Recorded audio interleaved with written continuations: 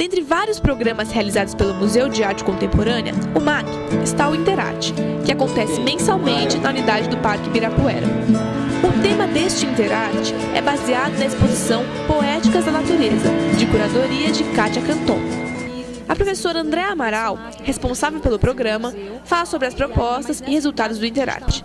Então ele tem esse objetivo de trazer o público espontâneo que às vezes está passeando pelo parque, não necessariamente que tem o hábito de vir ao museu, para ter essa oportunidade. E o objetivo maior dele, na verdade, também é integrar as famílias. Os pais, assim, os adultos, né, na verdade, eles têm vários papéis. Às vezes eles ajudam, eles são auxiliares dos menores, às vezes eles fazem o próprio trabalho e discutem ao final os resultados como colega. Acho que é um momento muito bom que os torna mais próximos. Christoph Spoto, artista que compôs uma das obras da exposição, orientou o encontro.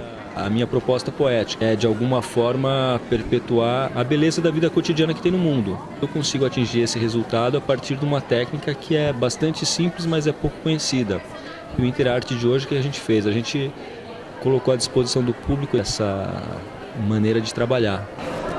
Esta é a Romã, obra de Christoph Spoto, que inspirou o encontro desta tarde do Interarte aqui no MAC Ibirapuera. Entre outras atividades, o artista ensinou os participantes a produzir as tintas utilizadas para produzir obras como esta. Um dos diversos componentes utilizados pelo pintor é o ovo, a gema para a tinta e a clara para o verniz. A gema do ovo é igual ao que Botticelli fazia. As crianças interessaram-se bastante pelo processo de produção das tintas. E de onde que veio essa tinta aí dessa escada? Com água e com terra. Como é que fez? Eu. O Interarte acontece no segundo sábado de cada mês, das 15 às 17 horas. Para participar, basta chegar um pouco antes do horário marcado na portaria do museu e inscrever-se gratuitamente.